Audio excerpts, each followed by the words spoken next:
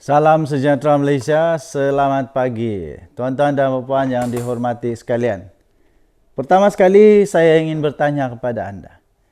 Apakah nasib terakhir di dalam usia terakhir Tun Mahathir? Adakah Tun Mahathir akan menjadi banduan? Adakah Mahathir akan menjadi manusia yang diingat sebagai manusia paling tak disuka di Malaysia pada hujung usianya, yang pada mulanya sangat dihormati kerana dia Perdana Menteri yang hebat, tapi akhirnya dia dibenci kerana telah menjual kedaulatan negara. Wah, itu semua persoalan. Sebelum kita teruskan, saya ingin promosi 2 produk perfume. Pertama daripada Nafas Kudus, daripada Madinah, daripada Madinah, ini daripada Dubai UAE. Ini keluaran daripada Habib Al Madinah. Ini sangat wangi ya, sangat wangi. Boleh bertahan sampai 2-3 hari di baju. Dan setiap kali jumpa dengan datuk-datuk, datin-datin YB Adun, saya akan pakai yang ini. Okey, sangat berbaloi, tahan lama dan murah dibanding dengan kualiti dia dalam murah. Di Dubai dia punya harga ini mau dekat-dekat 600-700 ringgit, tapi di Malaysia kita boleh beli dengan harga yang murah, sangat-sangat murah, harga rahmah madani. Kedua, bagi anda yang mau budget lagi, boleh beli ini Noble Black daripada Lancome. Noble Black dari Lancome. Kedua-dua ini ada di TikTok saya, di beg kuning di TikTok The Twin TV. TikTok The Twin TV di beg kuning. Jangan tunggu lama-lama kerana harga dia akan naik. Sentiasa naik. Okey? Baik. Mahathir. Saya melihat sosok orang tubuh yang sudah tua nih, 98 tahun sekarang. 99 pun, mau dekat 100 sudah. Dia bakal berdepan masalah yang paling teruk dalam sejarah Malaysia. Belum pernah ada pemimpin Malaysia yang didakwa macam dia, yang macam Mahathir, yang mana didakwa telah menyebabkan Malaysia kehilangan kedaulatan kepada beberapa pulau. Setelah saya tengok, anda pernah tengok tak dia punya peta tu? Ini saya sisipkan peta dia. Setelah saya tengok sisipan peta jarak di antara Singapura, Malaysia dengan pulau-pulau ini, kita sangat-sangat dekat. Berapa batu nautika saja daripada Malaysia, daripada Johor. Dibanding dengan Singapura, jauh tau. Hampir 2-3 kali ganda jauh dia. Tapi yang dapat ialah Singapura. Kenapa? Kerana Mahathir telah membatalkan rayuan itu kepada ICJ. Dan akhirnya Singapura menang. Inilah yang menyebabkan kebawa duli Yang Maha Mulia Sultan Johor pada waktu itu. Dan sekarang ini agung kita kecewa kerana kehilangan ini Pulau Batu Putih, Tubir Selatan dan Batuan Tengah. Jadi memang patut berasa pelik apabila yang sepatutnya kalau ikut geografi pun Malaysia lebih layak untuk dapat ini. Tapi entah macam mana tiba-tiba Singapura pula yang dapat. Entah macam mana tiba-tiba Mahathir telah rasa minder. Tiba-tiba Mahathir rasa minder. Tiba-tiba Mahathir rasa, tak boleh menang dan dia batalkan niat di hati. Itu yang pelik tu. Itu yang pelik yang menyebabkan orang tertanya-tanya. Dan paling pelik lagi ialah dia buat keputusan tanpa ada orang yang bagi dia nasihat ke apakah. Dia bagi orang cuti, peguam negara pergi cuti. Lepas itu tiba-tiba dia buatlah keputusan tu.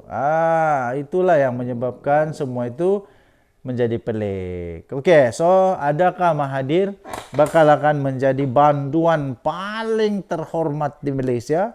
Kita tidak pasti, kita tunggu sajalah. Kita tunggu saja, tapi saya sebagai rakyat Malaysia menginginkan keadilan, menginginkan kebenaran. Nah, apa sebenarnya yang berlaku? Kalau Mahathir perlu didenda, denda saja. Kalau Mahathir perlu dipenjara, penjara saja. Seperti orang yang lain juga. Kenapa Najib boleh dipenjara, Mahathir tidak boleh penjara? Denyut nadi suara rakyat bergema di channel ini. Jangan lupa tekan butang subscribe, like dan share. Malaysia kita punya, cintai Malaysiaku. Kita jaga kita. Kita jumpa lagi. Bye-bye.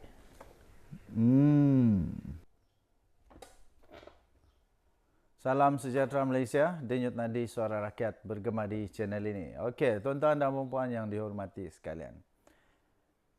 Saya ingat dulu, pas pernah membaca doa kunut nazilah.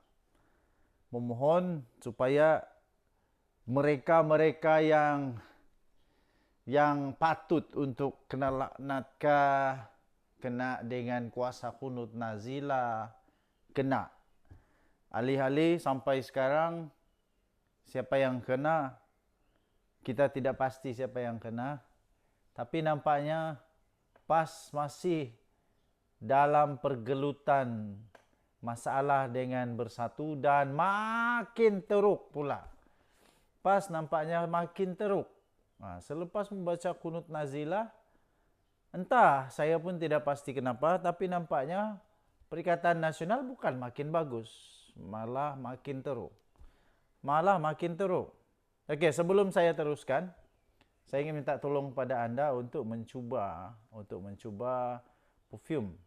Dua perfume ini yang selalu saya pakai. Ini Nafas Kudus, keluaran daripada UAE, Abu Dhabi pula. UAE, Dubai. Perfume daripada Dubai. Harga dia murah sekarang, ada promosi, wangi betul, boleh bertahan sampai 3 hari, di baju boleh tahan sampai 3 hari. Sangat-sangat tahan dan berbaloi. Dan yang kedua ialah Noble Black. Okay. Kedua-duanya ada saya letakkan di beg kuning di TikTok saya, The Twin TV.